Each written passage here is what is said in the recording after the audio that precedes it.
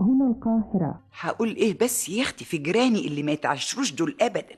انت عارفه يا حبيبتي ان انا طول عمري نظيفه وشملوله وحاجتي دايما زي الفل، وده علشان بقى اغسل اول باول، ما خليش غسيل يتكوم على التاني ابدا.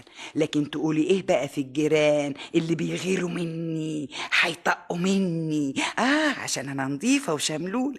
طب اهو عندك اول امبارح بعد ما غسلت ونشرت ونشيري كان زي الفل، قلت ادلق الميه بتاعت الغسيل، رحت فاتحه الشباك على الاخر ودلقاها في الشارع. اتبي ست ام نجاة اللي ساكنه جنبينا كانت فايته تحت الشباك ونزلت عليها ميه الغسيل غرقتها. بصت لي يا اختي وراحت زعقه: ايه الميه دي ميه الغسيل يا اختي، عقبال عندكم. وهي ميه الغسيل تترمي من الشبابيك برضو يا خالتي بامبا؟ اما انت امرك عجب قوي يا ست ام نجاة، ارميها يا اختي مطرح مرميها، انت زعلانه ليه؟ مش عايزاني ازعل يا خالتي بامبا؟ والميه نزلت عليا غرقتني وغرقت الهدوم اللي انا لابساها.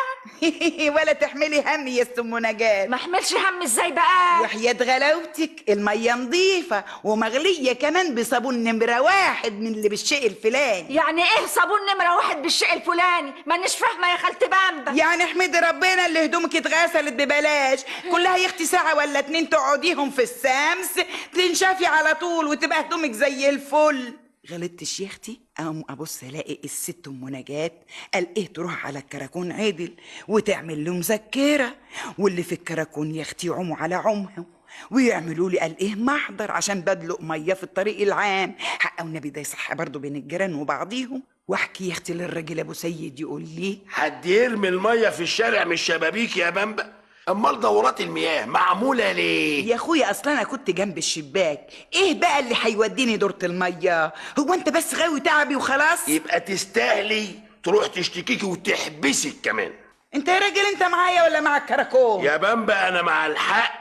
ترضي انت تكوني ماشيه في الشارع وحد يرمي عليكي ميه مش نظيفه؟ يستجري؟ طب والنبي ومن نبى النبي ده انا كنت اخلي اللي ما يشتري يتفرج. يبقى اللي ما ترضيش ان يتعمل فيكي يا بامبا ما يتعملش في الناس. ده غير ان الميه لما بتتكوم بتجيب الناموس والامراض، واحنا واجبنا ان احنا نحمي نفسينا يا بامبا من الناموس ومن الامراض. ازاي يا ابو سيد؟ ازاي؟ بان احنا ما ندلقش ميه في الشارع يا بامبا بالشكل ده، ما نضايقش جيراننا ولا ننشرش الامراض اللي الدوله بتصرف الكتير عشان تحمينا منها يا بامبا. شوف يا اخت الراجل اللي بيغلطني عشان دلقت شويه ميه على ست ام نجاة، ده بدل يا اختي ما يروح يبستفها بكلمتين علشان ما رعتش الجيره وراحت اشتكتني في الكراكون.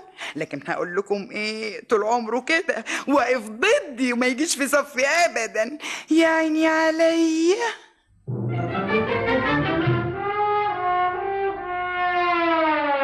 هنا القاهرة.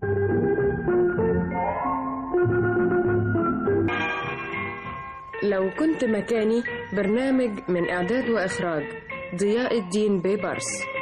بسم الله الرحمن الرحيم. أيها الأصدقاء، هذا هو موعدي معكم في برنامج لو كنت مكاني. ويسعدني أن تكون هذه الحلقة مسجلة في إذاعة وسط الدلتا بدعوة كريمة من الأستاذ عبد المجيد شكري مدير عام إذاعة وسط الدلتا. ثم يسعدني أن أقدم لكم ضيفة الشرف في حلقتنا اليوم، السيدة الدكتورة كاميليا شكري، الخبيرة الاستشارية في الأمم المتحدة